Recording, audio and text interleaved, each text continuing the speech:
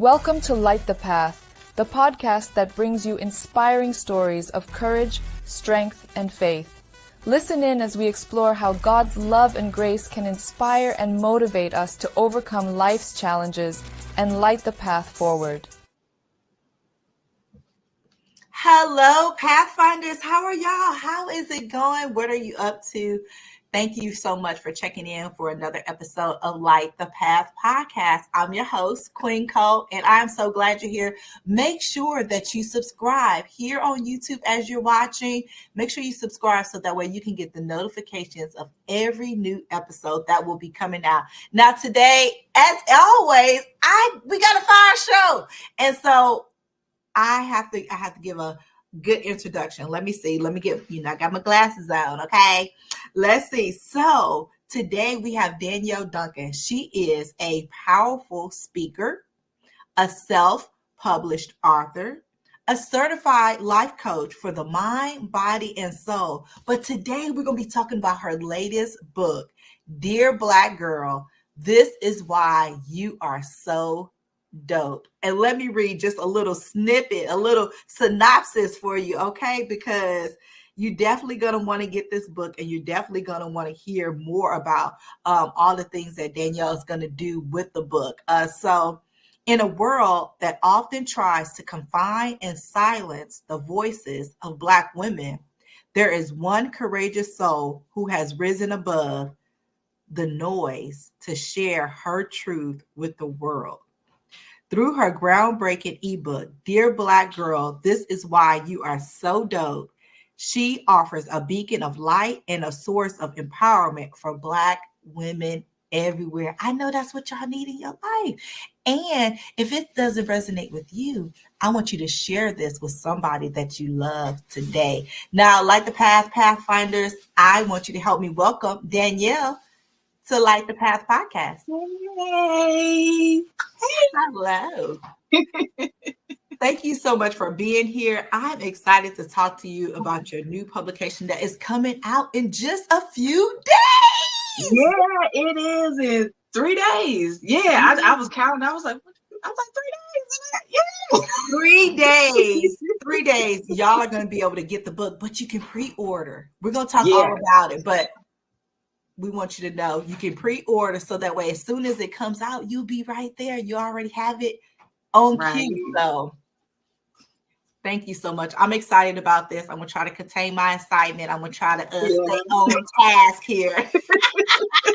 Now, get excited, don't contain it, get excited as you want to. Please do, because then it makes me excited and you excited. Because this is my jam, women's empowerment.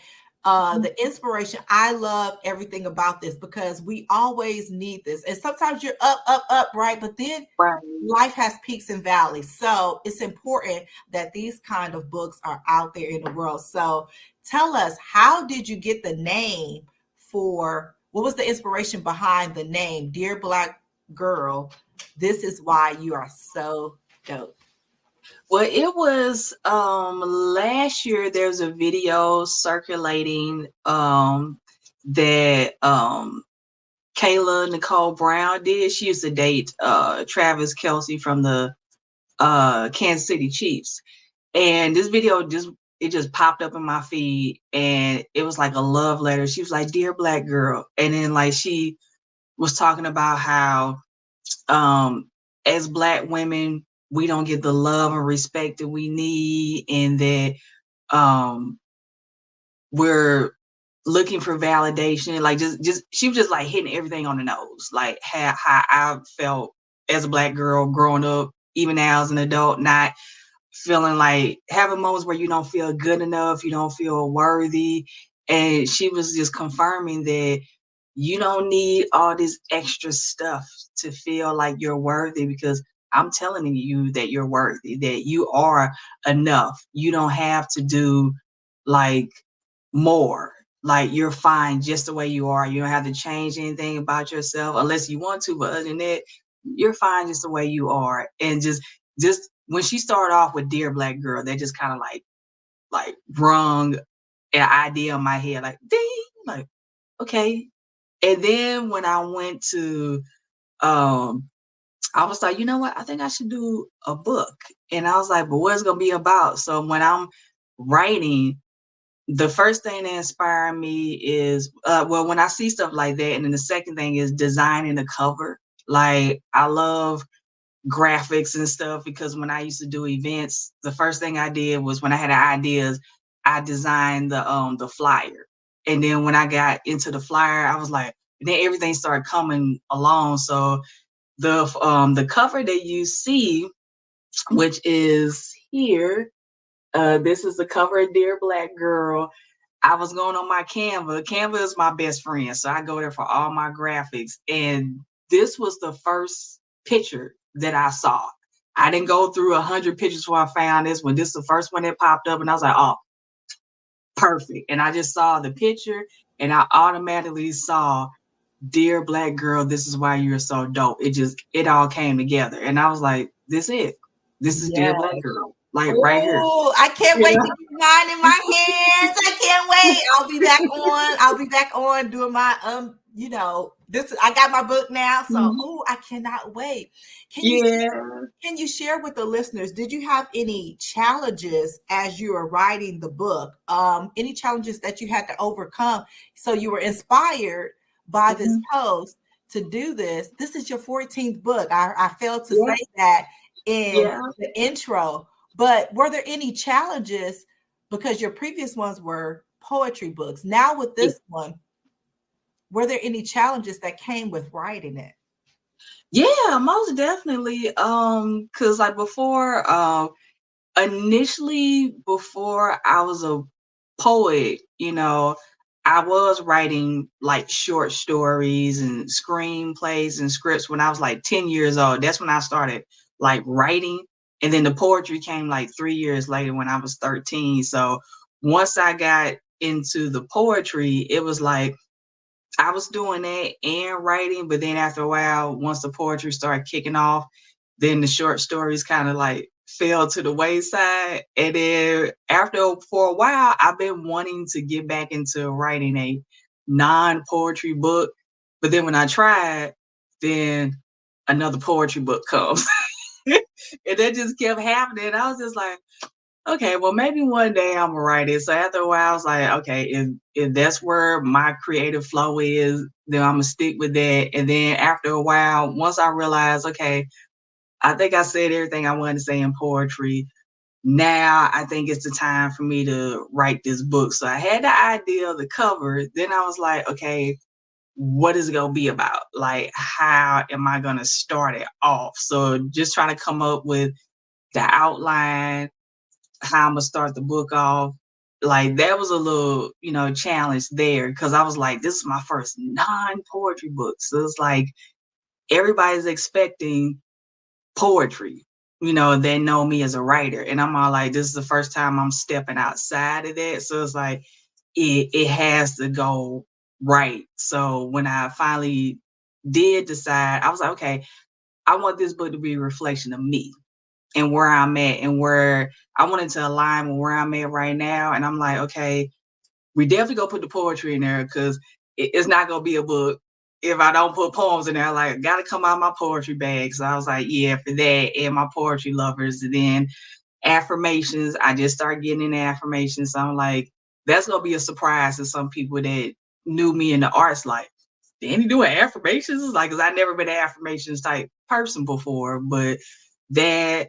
And then the short stories, I had to bring that back because a lot of people didn't know before that, yes, I started off writing short stories. So every bit of me is like in that book. And I wanted to showcase all that with empowerment and inspiring women. And I wanted to take them on a journey. And each short story, I developed a character, and like the main character is a woman, and it ties in. Like I have each chapter has a different theme, and then everything else flows with that theme. So you're gonna like feel it and see it as you're reading, like, oh, okay, like the beginning where I talk about empowerment, and then there's a poem called Empowerment, and then I have pictures of different Black women in there, And you're gonna see a Black woman, the woman that looks just like you, because I wanted to make sure I want to have every type of melanin in there, from like afros to like dreads, to like fades, whatever. I'm like, I want to have real women in there. We're not gonna have like Instagram looking models in there, because like everybody don't look like that.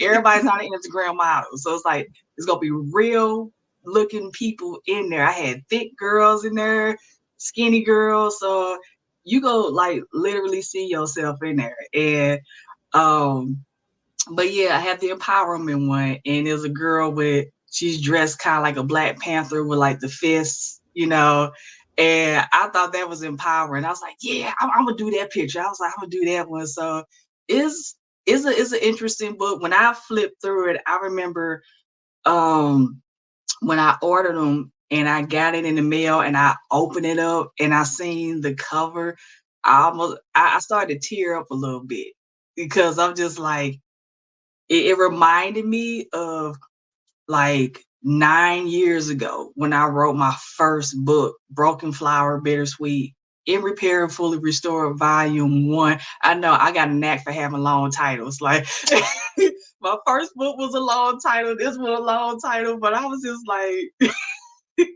but when I got that first book, it was like that feeling all over again. You open it up and you like, it's here. Like, I'm a author. Like, I wrote this. And I remember my son at the time, I think he was 7. And when he seen my first book, he's like, wow, my mommy is an author. And when he said it, that made me tear up even more. And I was like, yeah.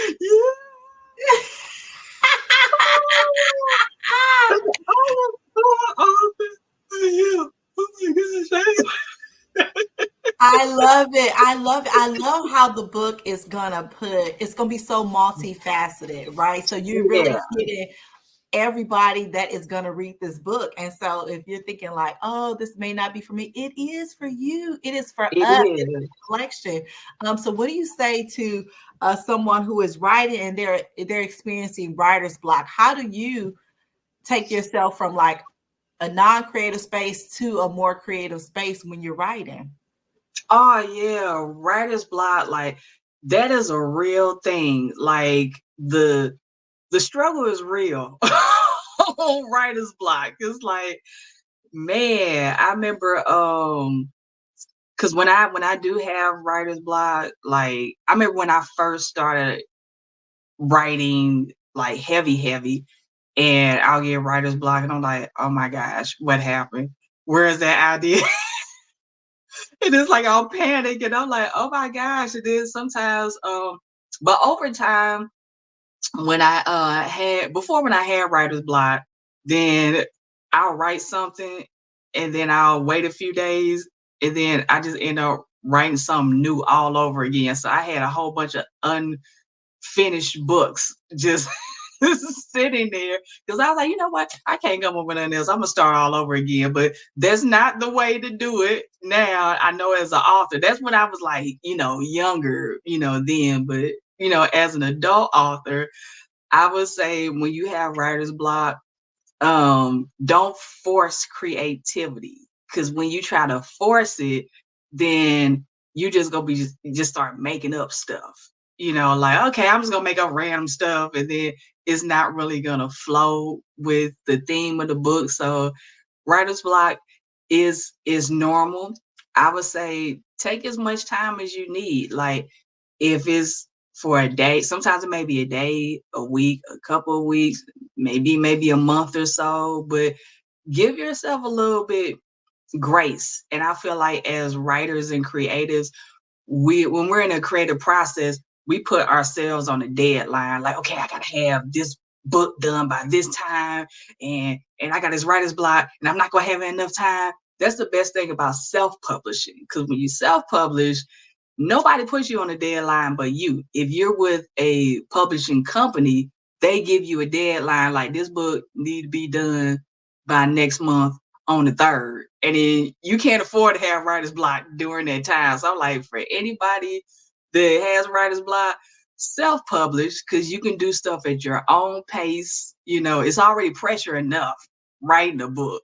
and you don't need that added pressure with 10 people in the background telling you it ain't done yet, it ain't fit, where's the final draft, like you kind of do that yourself, so it's like you don't need nobody else doing that. But I say take some time away from the computer, because I could be at the computer like all day long, and I look up and I hear my son coming in from school like, how long I been on this computer? I was like, I ain't even eat nothing. Did I eat something? Oh, let me go ahead and go get something to eat. I was like, oh my gosh. But it's just giving yourself that grace and take as much time as you need. And I would say go outside, go for a walk, watch your favorite movie. When you get into other stuff, it's like when your body and your mind is relaxed, that's when I notice ideas start flowing. That's how it's always for me. It's like when I'm not thinking, that's where my best ideas come from. So put yourself in a relaxed state to where you're not even thinking about the book. And then all of a sudden, as soon as you know it, the ideas gonna start flowing, and that writer's block will disappear, and then you gonna just start writing like crazy. Yes. Yes, that is such good advice, Danielle, because I tend to be an overthinker. And so what you're saying is absolutely correct. Relax, because there are times where I have downloads. It's at the middle of the night. So I usually keep something to write with on the side of my bed, because I'm like, oh, I got this idea. Right. And then I can go to sleep. So I love that. Relax and let the creativity flow. And that is exactly right. And I love what you were saying about self-publishing versus using a publishing company, because I could not imagine the pressure that they put on people to get these books done. Yeah, they do. And it's like, and when I started self-publishing, I had a lot of publishing companies like blowing up my phone and emailing me. Even now with this book, I still have publishers like emailing, calling me, hey, we see that you have a book. How you see I have a book? No one knows about this book. I was just like, except for if I'm posting it. But other than that, how you find out I got a book? And like, they're like, we can help you. I don't need y'all to help me with nothing. I'm like, the book is already done. So what can you help me with? I already wrote it. I designed the cover. I have a website, all that stuff you talk about you can do. I do that for myself for little to nothing. So I was like, and you're not going to tell me how to because with the publishing companies, you'll have one idea and then they'll be like, well, I think you should do this. And then they try to they don't really stick. I feel like they don't stick with the vision. Like you have a vision and they have something completely different that they want you to do that doesn't align where you're at. And I'm all like, but that's not me. That doesn't align with where I'm at. And no, that idea sucks and we're not doing it. So so they wouldn't want me as a publishing company, because it's like I tell somebody off the rip, if you have an idea and if it doesn't sound like it's me, it's not gonna flow. I'm like, thank you, but no thank you. It's not working. Yeah, and that's the best way to do it. That's the best way to do it. How do you hope that this book will impact women? Well, I hope that Dear Blackgirl will impact women by letting them know it's a personalized book for them. I feel like it's tailored to every type of Black woman. And then also, I was talking to my my best friend last night, and I told him, I said, you know what? This is the first book where I'm actually not using any profanity. And he started laughing. And we both started laughing. I was like, because, as a poet, I talk about, I cuss from here to there in my poetry. And I was like, and some stuff I was like, yeah, I can't say that here. Like if I had an event, I was like, I had to have like PG poems, and then I had to have the adult poems, and I learned that early on. Like the first time I did an event, I didn't know it was gonna be a family event. I said one cuss word. The guy was like, no, not here. And I was like, oh, snap. Why you didn't tell me? I would have wrote a PG version. And after that, that's when I started writing like different versions of my poems. And I was just like, okay, what kind of event is this? This is an adult. Okay, we gonna pull out this poem. This is family friendly. Okay, we're gonna talk about this here. So I learned the hard way, but I was like, but it is what it is. Like when you starting off, you don't know, but I was like, but I know now, but I didn't even think about it with this book. Like I was just writing it and I just realized like, oh, I don't have any profanity. So I guess technically everyone can read this book. I'm like, I could say probably like 12 and up can actually read this book. So if you have little girls, they can read it because there's no profanity. I'm not talking about sex or any other adult stuff in it. So I was like, yeah, this is a book that I can actually say is safe for your kids to read, So I'm very proud about that. I was like, look at my growth. I'm like, okay, I'm writing stuff for kids now. It's a book for everybody, both mother and daughter. So. Yes, and that is what's going to make the impact right there, is because Mhm. it's going to be multi-generational. So that Yeah. is really beautiful. So tell everybody where they can find the book, coming out in 3 days, May 17th. Yeah. So you can find it on Amazon.com, and also you can follow me I'm on LinkedIn, my government name, Danielle Duncan, Facebook, my government name, Instagram, Danny Speaks Truth, and my YouTube channel is Dear Black Girl. And then my website, Queens Inspired LLC. So the link to my book is on all those platforms. But if you want to go directly to Amazon, you can, but the best option would probably be Instagram because I'm on there more than anything, and the link is like in my bio. So if you click on it, you can pre-order today. You don't have to wait till Friday. Pre-order, then that way Friday come, boom, they ship it out, and then you should get it this same time next week. And get a copy for like your grandkids, your daughter, whoever, any female in your family, your best friend. I was gonna put it out before Mother's Day, but then I was like, I feel like I still need to edit it a little bit. So it could be a late Mother's Day gift or birthday gift as well, but that's where you can find it. But yeah, don't wait till Friday. Like, do it now. And it's in Kindle and in paperback for people who like to read on their devices, or they want like the physical copy. Like here, me, I'm a physical copy girl. So, here. It ain't gonna have this line on it because it's a proof, but when your copy ain't gonna have this because it's a proof. But other than that, yeah, that's what it's gonna look like. Yes, it is beautiful. She is beautiful. And Danielle, I Thank appreciate you for you. doing this. I cannot wait to get my copy in my hands to read more about it and to really get all the goods that you put in there. I appreciate you. And remember, Yeah. Pathfinders, that sharing our experiences is not only empowering, but it can help